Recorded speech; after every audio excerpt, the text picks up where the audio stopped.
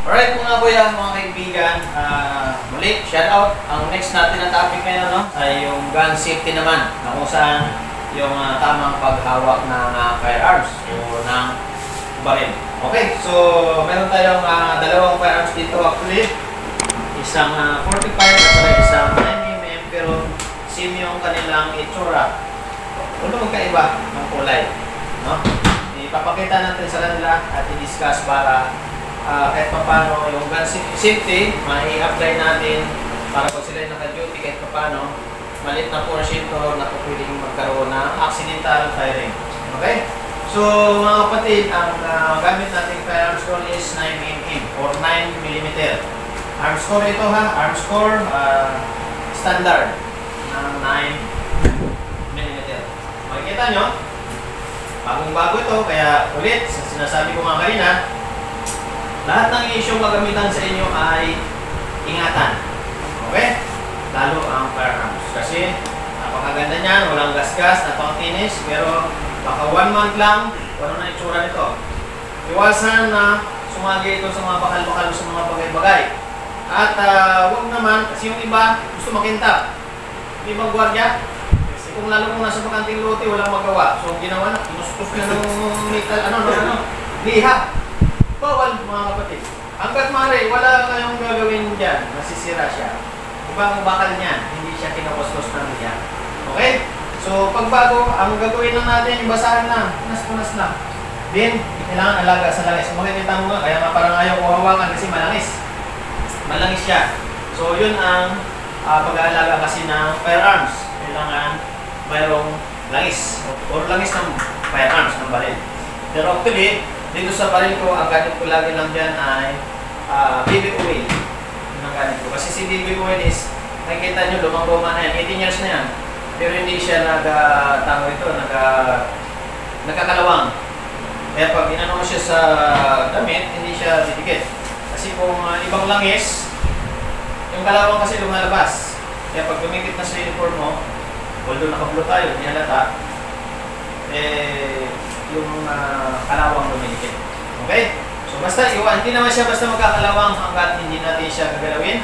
Wala lang tayo ibang gawin, kundi pagdating sa duty is isokbit sa tawag dito, sa holster, then i-turn over sa kasama. So ganun po man, ang gun safety po mga kapatid ay ito.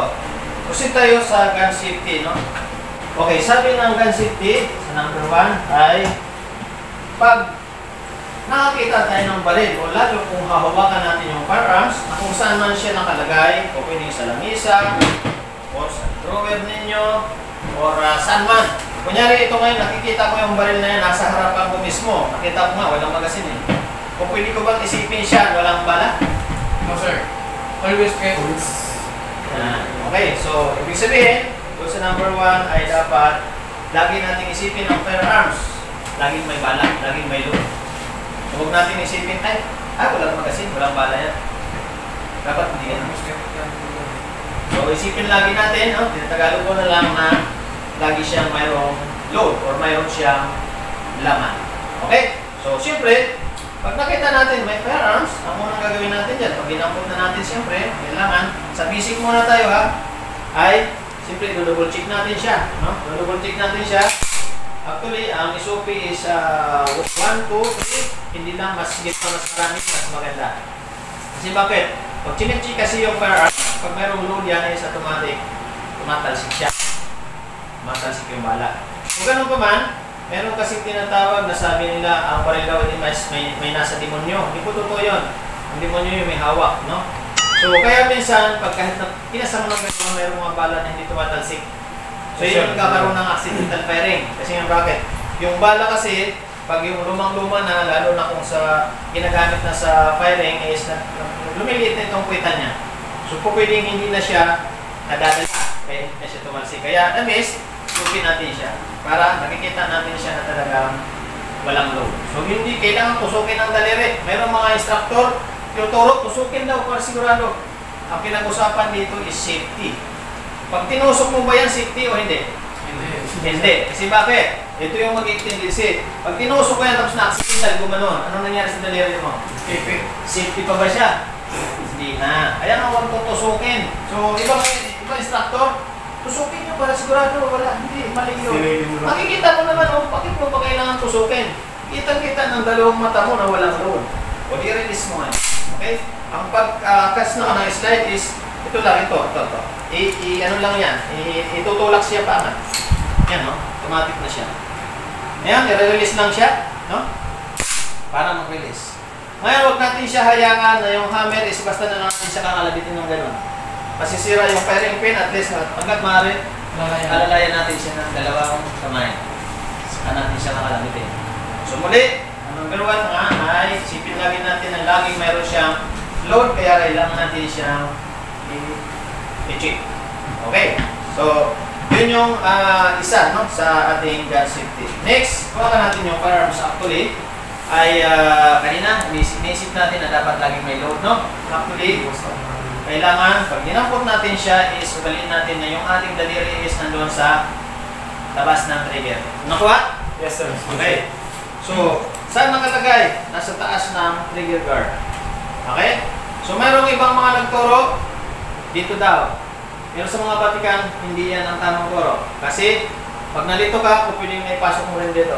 Kaya ang tendency, nandun ka pa rin sa loob ng trigger. So, ang tama na pagturo ay dapat nandun sa taas ng trigger. Dito. Okay? So, mas safety siya. So, laging ugaliin na pag ginamit natin yung firearms is nakatuwid yung ating daliri. So, hindi siya puputok pag hindi pinasa at hindi mo siya akalabitin. Okay, next. Ano pang mga susunod? Pag hinawakan natin yung firearms, is hindi natin kailangan kung saan-saan siya itututok. Okay. Hinawakan yung firearms, automatic, 45 degrees lang lagi siya. Nandun lang siya sa palibot mo. Saan ka man harap, nandun pa rin siya. Harap man ako doon sa kabila, nandun pa rin siya. Harap man ako sa likod, nandun pa rin siya. Okay? Nakuha? Yes, sir. Huwag natin gayahin yung ibang kapitbahay natin na walang training o walang seminar sa firearms o gun safety is pag tumangkot na kagad ng baril, kalikot-kalikot kung saan-saan ang nakaharap. Kaya minsan pa, pag naglalakad, ganun. Bawal po siya. Nakuha? Yes, sir. So, laging, ano lang tayo, 45 degrees. Sama tayo nakaharap, 45 degrees. Laging ganun lang siya. Okay? Yes, So, sir. kung may holster natin siya. So, malinaw. Yes, sir. Okay?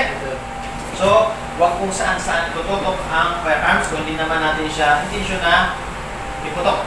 Malinaw? Yes, sir. Alam niyo mga kaibigan, ang ating mga kababayan kasi, lahat yan is hindi familiar sa firearms. Oras kasi na humarap sa kanila to, takot na sila. Walang totoo, hindi naman tutok. Okay. Kaya iwasan natin yun. Kaya laging, 45 degrees. Ito yung pang last. Ano kunyari sa firing range na lang? Sa range kasi isang direction lang yan. Doon yung puputukan, isang direction, mayroong table. Ganyan. So pag ginuhat mo na yung baril, automatic, doon ka na lang nakatutok. Ngayon, pag nakatutok ka doon, pag natin siya basta iputok, kung hindi patay, sigurado sa target. Kasi malamang, baka mayroong mga tao dyan sa paligid. Kahit firing range na yan, meron pa rin tao roon. Kasi minsan yung pupulot ng bala, naglalagay ng papel sa target paper. So kaya kailangan i-clear natin yung area doon sa puputukan natin na walang ibang tatamaan. Yan ang mga firer, sumisigaw yan ng firing ready. So para nagpapaalam siya doon sa instructor, sa kasamahan niya na puputok na siya. Nakuha? Yes, sir. So mas lalo na kung actual scenario, naka-duty ka, merong hold-upan, hindi naman pwedeng mamalil ka na lang mamalil dyan. Baka mamaya kung sino-sino na yung tatamaan mo. So kailangan pag binaril mo yung isang tao, nakita mo na siya talaga ang hold-upper, i-sure mo na siya ang tatamaan mo. Nakuha? Yes, sir. Okay. So yun ang kagandahan dito sa pistol. Kasi po pwede mong tirahin yung tao na kahit merong mga tao dyan. Kung marunong ka bumaril. Kasi mamaya doon mo tinira, yung tatama, di patay naman yung kasama. Diba? So kailangan, sure kung tayo ay bumaril na doon tatama sa target natin. So siyempre, kung hindi ka sure na tatamaan mo siya, ito. Mamaya, mahirap na eh. Ultimo mo yung mga enforcement. Kapag pulis man yung mga AAP, merong rules of engagement kung sawagin niya. Hindi yung basta na nakita mo na, pero baril na agad, hindi gano'n. Tinakwa. Yes, sir. Hanggat mali, kita nyo, mayroong mula pero ano man yan, sa mga tao talaga nakita mo. Huwag mo na basta baralin. Hanggat mali, puger ka muna. Kung nakita mo na medyo may pagkakataon na siya na lang mag-isa, kung kaya mong birahin, birahin mo na kung kinakailangan. So hindi naman sinasabi, porkit hold-upper is barilin. Baka mamaya, nag-duty kayo sa parking, biglang may dumaan. Wala pero biglang hindi ganun mga kapatid. Actually, ang baril is kanakot lang talaga. Pero pwede ba sir mag-alam? Hindi. Basta dumaan sa harap mo, pwede yung pakialaman niya. Kasi pag hindi mo pinakailaman niyo, kakasuhan ka rin ng PNP. Okay. Uniform personnel ka. Kakolti mo yung mga civilian. Dumaan sa harap mo, tapos di ka nakialam, isa nagdadamay. Kasi bakit hindi mo tinulungan? Ngayon ang tulong na tao. Dalawang batas yan ang nakapaloob dyan. Ang isa, is self-defense kung ikaw nakapatay o ikaw nakadali o ikaw nagka-problema doon.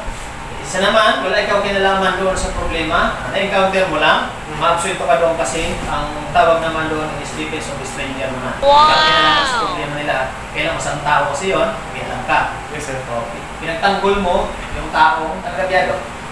So, defense of stranger yun, pinagtawag sa mga PIP. So, yun yung kaibahan yan. Self-defense is ginagamit ko lang yan kung na sa buhay. Ako pwede ka nang patayin niya. Nag-away kami yung dalawa. Nakita mo na may bitbit akong itak. Nag-treat na ba siya? Pwede mo na ba akong barilin? Hindi pa, sir. Hindi pa. Nakita mo na, bitbit ko na yung itak eh. Pero pag pirasan sir, Pero hindi ko pa naman siya tinataga. May malay mo, bubaan na ako. Pumunta na ako sa pagkakita. Tapos binalin mo ako. Di, talo ka. So, mayroon siya mga rules of engagement. No? yes sir. May isang sample yan sa amin nung nag-VIP ako. Nagnanakaw. Binitbit niya yung TV. Yung TV nung araw, yung ganito eh, malalaki. Yes, sir. Supasan niya na yung TV, pero may baril din siyang dala. Hinabol ng guwardia ngayon. Tapos, nung paghabol niya, sinigawan niya, "Hoy, ginawa nung magnanakaw, nilapag." Binaril ngayon ng guwardia. Self-defense din din. Pwede mo na ano yun sir. Ha? Pwede mo na yun ano yun. Tumba. Hindi, mali. Wala pang threat sa buhay mo eh. Basan-basan niya pala yung TV. Hindi sir, pag ano, Hindi mo pa siya pwedeng barilin. Hulihin mo lang siya. Ngayon, may baril siya, tapos mo sa yung unahan mo na. Yun yung, kailang dipili sa kaso yun. Kailangan may papanalo mo. Kasi halimbawa, kung bitbit niya yung TV, may baril siya, investigation kasi yan. Kung saan dumaan yung bala, tatalunin ka. ano mo yan sir, no? Kasi gagawin sa investigation kasi yan. Okay? Lalo kung may witness pa. Kung walang witness, na ikaw walang nakakita, yun na. Nagagawa ng paraan mo kasi abogado nang gumagawa ng Pag naka-uniform ang God, hintayin mo lang ikaw muna pangilid bago ka bumayan. So, ganun. Actually, mahirap ang situation natin. Kaya dito sa mga pulis, napakahirap. Pero, ang tanong, idea natin, bakit naimimim ang issue sa mga pulis? Para sa impact, pwede na itumba ang ban. Ayan. Okay. Actually, malapit doon. Tawag kasi na test through intro. Okay? Tumatagos. Sasakyan, tumatagos to na hindi nababasag yung salamin. Sa katawan ng tao, tumatagos yan. Dito, tatagos yan. Dito. So, lumalakad. Tinamaan ka dito, pupiling pulutin sa liig mo, sa dibdib mo. Yan ang naimimim. Through intro kung tawagin. Kaya nga siya maliit lang. Kasi bakit? Kasi ang purpose is hulihin yung tao. Hindi patayin.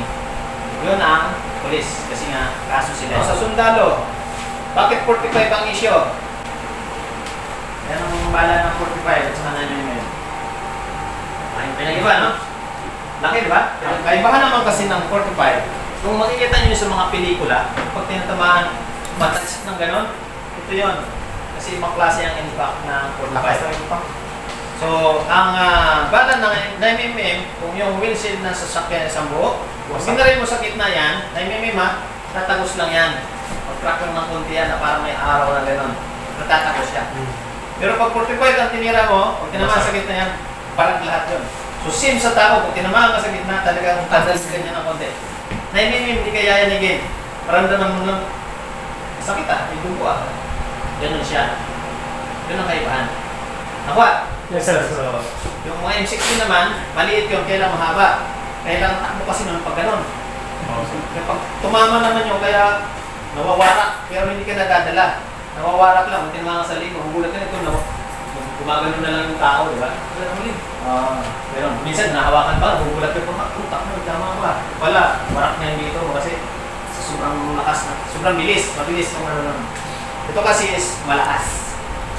Okay? So yun yung kaibahan ng 9mm at saka 45. So hindi naman sinasabi na inisyuhan ng sundalo ng pamatay. Yun na talaga. Kasi nga sa bundok. Meron bang gano'n sa bundok? Tigil! Huli! Ganon. Hindi, walang gano'n sa bundok. Kahit ang kalaban, barilan ka agad yun. Patayan na ka agad yun. So, yun ang 45. So, dito kasi, abulin mo yung magnanakaw, Dati, nauso pa yung warning shot eh. Bawal na ang warning shot ha. Hindi na uso ngayon yun. Either meron kang pinasadya na bala na walang tingga, na walang ulit. Kaya kasi nga bakit, ang dami kasi naging kaso na pag pinutok mo ng pataas, pag bumagsak, merong tinatamaan. Yes, sir. Sa dami ng tao sa mundo natin, meron talaga maswerte ka na kung tatama niya sa mga bakanting ganyan. Kung doon tumama sa palingke, try na. Diba? So, kaya niiwasan na yung mag-warning shot. Kung mag-warning shot ka man, in case man, dapat sa pader, doon sa walang tao. Boom! Gano'n. Okay, sa lupa. Kasi mas delikado yung palas. So, malinaw. Yes, sir. So, 45 na mm, makikita nyo, pareho magasin. Pero magkaiba lang siya ng bala. So, bakit siya pareho? Kasi pareho siya armscore standard. Firearms, pareho din. Same to, nung pinili ko siya, ganito yan. Magbago lang yan nung pinapurong ko na to sa baba. Kasi nga, sa tagal na, 18 years, nagsawa na ako sa ganito. Sa kinakalawang, dahil yung kamay ko pawis, pareho yan, walang pinagkaiba. Bala lang ang pinagkaiba niyan, malaki, no? Pero yung bala niya, hindi kasi dito. Okay, hindi siya pwede. Pero same. Standard, no? Standard, 9mm 45, gawang arm score. So, yan yung gun safety. So, siyempre, mga idea, advanced po ito ha. Yung gun safety, tapos na tayo sa puro gun safety kanina. Nandun na tayo sa advanced na. Next is, paano kung halimbawa mayroong magazine ang firearms? Actually, may turnover tayong mangyayari dito ha, kasi meron kayong kapalitan. Okay? So, ang pinadala ko ng bala is 8. 8 ang karga nito. Ha? Okay? So, kunyari, naka-insert yung magazine na mayroon siyang bala. Pag kinuha natin siyang sa lagayan muna, ang unang gagawin, ano? Gusto mga ma-idea na. Release mo kasi sir. Okay kayo, alam niyo na. Tinuro sa training. So pag sinapot natin yung firearms, yun na nga, nasa gun safety kanina, nasa labas yung daliri. 45 degrees ang layo. Huwag itutok kung saan-saan.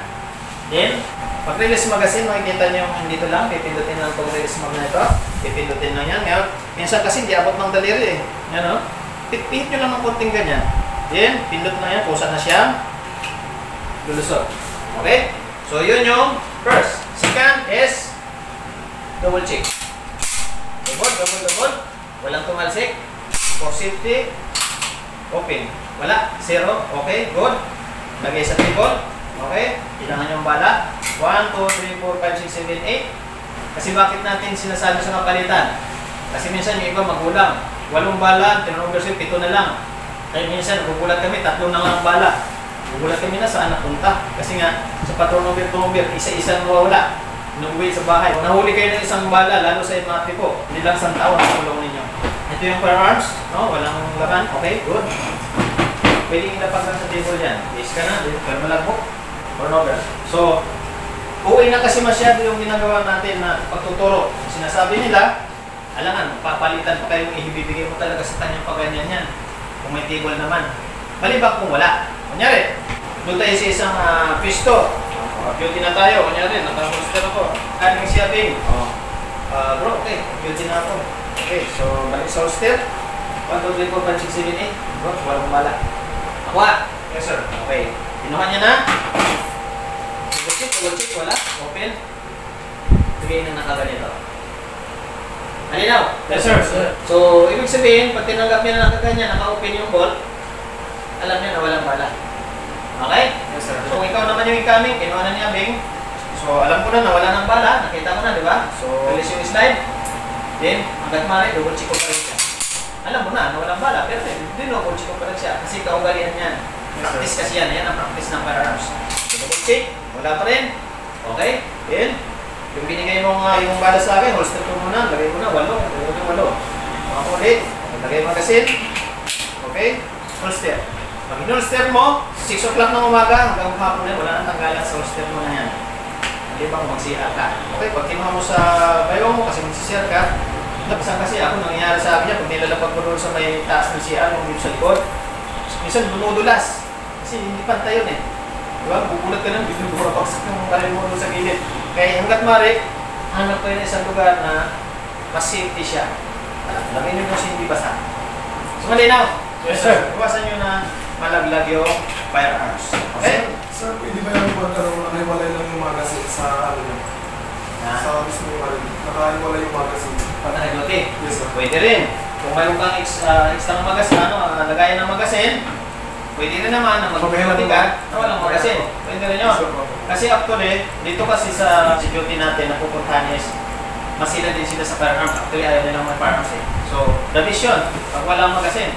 Eh lang, siyempre, hindi naman natin sinasabi na mayroong kalaban. Pero in case man, mabilis ka bumunod at mabilis ka maglagay. Parang ilagay ka ba agad. Pero sinasabi ko nga, hindi naman tayo design para makipagbalikan. Kaya okay lang yung head na hindi nilagay magasin. Actually, sa mga ST-mall, is okay yan. Hindi nakalagay yung magasin. Bawal sa kanila na ilagay yung magasin dito sa loob. Kasi yung bakit?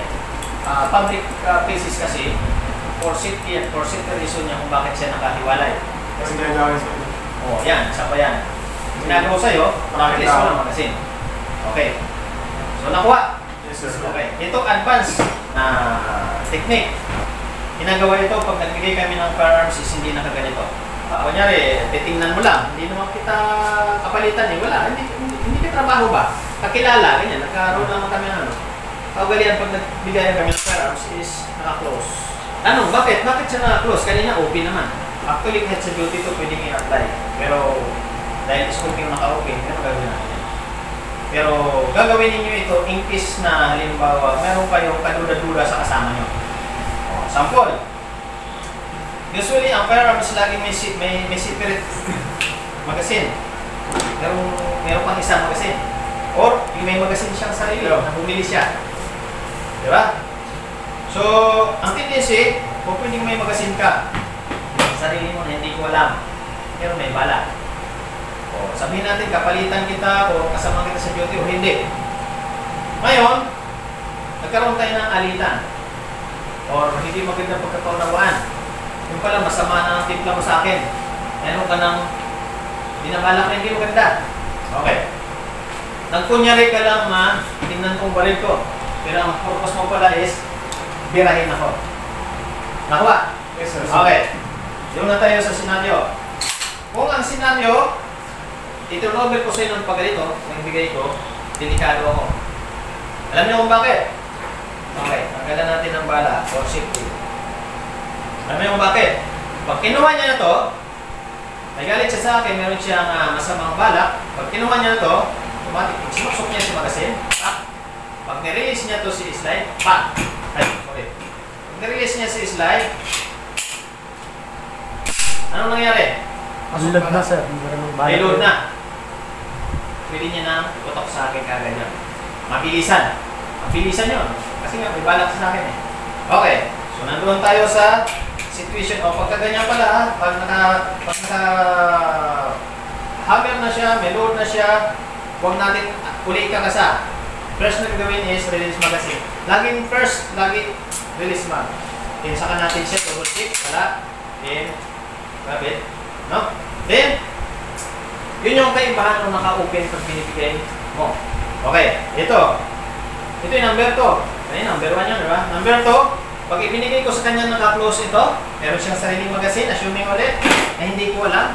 Pero may balak siya sa akin na hindi maganda. Okay, pag binigay ko sa kanya to, hindi ko alam, meron pala siyang magazine. Ang ginawa niya, pinasok niya. Kasi yung sa akin, hindi ko pa tinunugin, hindi ko pa eh. Pinasok niya yung magazine. May masamang balak siya sa akin, anong gagawin niya? Ikakasan niya. Ikakasan niya. Ngayon, pag ikinasan niya yan, alam mo, nakita mo sa dalawang mata mo, pinasok niya yung magazine, mayroong balay. Ikinasan niya, ang gagawin mo? Awatin mo na. O agawin mo na. Kasi sigurado yun, accident ang mangyari doon. Okay? Okay. Kasi nga, hindi.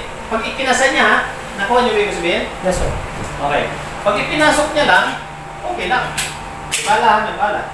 Kung ikinasa niya, abatin mo na, kung kinasa, may magasin niya, may bala yan. Diba? Hanggat mali, ilayo mo na yung mga sabi mo sa kanya. Hanggat mali, makuha mo na yung firearms. Kasi ibig sabihin, ikinasa niya, may magasin, bullet, ikinasa niya, pag-release niya, is automatic yun, may bala. Nakuha niya yung ibig sabihin? Yes, sir. Pwede niya na itutok anytime. So, kaya kung bakit natin siya ibinibigay sa advance na naka-close ito. Kasi bakit? para kung may masamang balak man siya sa akin, bago man mangyari yun, ikakasan niya pa. Pag ikasan niya, ang bilis ko siyang maabatan.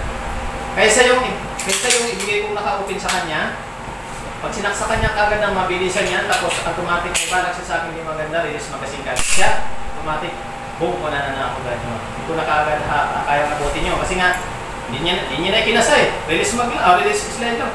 Automatic, meron na kagad. Pong na kagad. Naintindihan nyo? Yes, Sir. sir. Ako yung ibig sabihin? Yes, sir. Okay, may natutunan ba doon? Okay. So yun yung advance. Kahit pa paano, sa gun safety natin is meron din akong advance na nituro sa inyo na malaking tulong at malaking bagay na kailangan natin matutunan. So, saan namin natutunan? Doon sa gun safety, doon sa radio communication. Okay? So, ayan, sa gun safety natin, hanggang doon lang muna tayo, marami pa yan. Kaya lang, siyempre, saka natin patuloy sa mga susunod nating orientation or training para matapos tayo sa oras dapat kasi alas 12 tapos na tayo. Kaya lang, nahuli si brother. Okay, adjust din ng konti. So ayan po mga kaibigan, mga kuya, hanggang dito muna yung ating gun safety. Maraming salamat sa mga nanood at siyempre pakilike and share na ating video. Bisita lang sa Kuya Isko Official ng ating YouTube channel. Thank you. Bye-bye. Bye-bye tayo mga kaibigan. Okay. 1, 2, 3.